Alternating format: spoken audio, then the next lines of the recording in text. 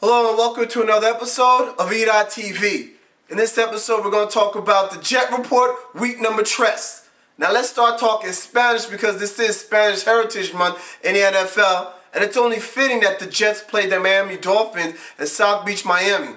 But the only thing after this game, only team that was doing the salsa dancing were the New York Jets, as they were victorious in this game over the Miami Dolphins, 31-23. To catapult them to a 2-1 record overall in the AFC East. Now, Mark Sanchez, you know sometimes when you go to a family gathering and you see a little cousin who was 8 years old and you see him 4 years down the road and he's 12, and you're like, oh my God, you're so big, you're so tall, you're so grown, you're growing before my eyes.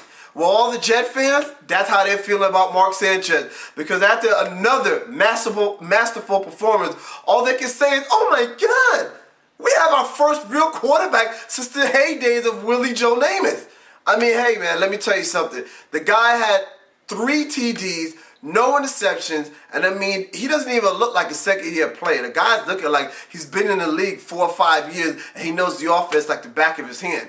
I mean, he's just calling audibles, making the right checks, the right reads, hitting the receivers in stride. And speaking of receivers, I mean, we need to begin to talk about the emergence of tight end Dustin Keller. As I don't want to say being one of the top tight ends in the league, it's still early, but with 2 touchdowns, back-to-back weeks of big-time touchdowns, I don't know. He needs to not be in the conversation, but he's right underneath. He had a great game, 2 touchdowns. I mean, he had a beautiful, go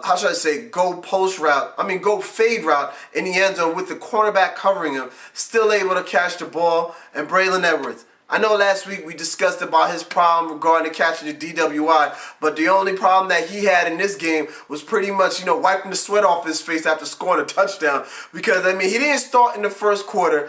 The team chose to bench him in the first quarter. They didn't need him then, but when they did need him, I mean, the guy caught, a 67-yard touchdown, and it was beautiful. Let me tell you, a sprint down the sideline, a busted coverage. Braylon Edwards came and he put some work in. Now, just to think with this offense getting back Santonio Holmes in a couple weeks, that's just adding more potency to this offense.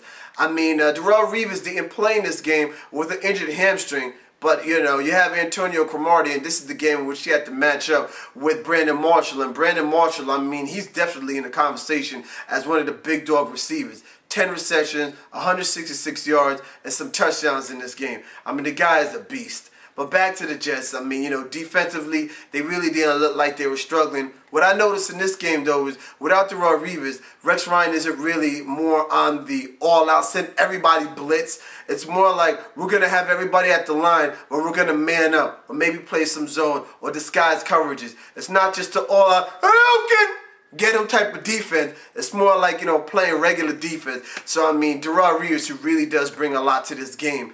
And it looks like he's going to miss the next week's game in which the New York Jets will be going to Buffalo to play the Bills. I mean, you really don't have to worry about a receiving threat. Let's not forget the Bills, they released their starting quarterback, and they're going with a backup. There's no T.O. I don't even know who their top receiver is at this point. Roscoe Pete Coltrane Parrish. I mean, he's a good receiver, but I think Antonio Cromartie can eat him up like kibbles and bits. So, I mean, in terms of the Jets, they're looking good. 2-1 record. If they could amass a couple early wins, they're looking like they could really have a big season. Week number 3 report for the New York Jets. They're 2-1, looking to go 3-1 in Buffalo next week. E.TV, thanks for watching. Peace.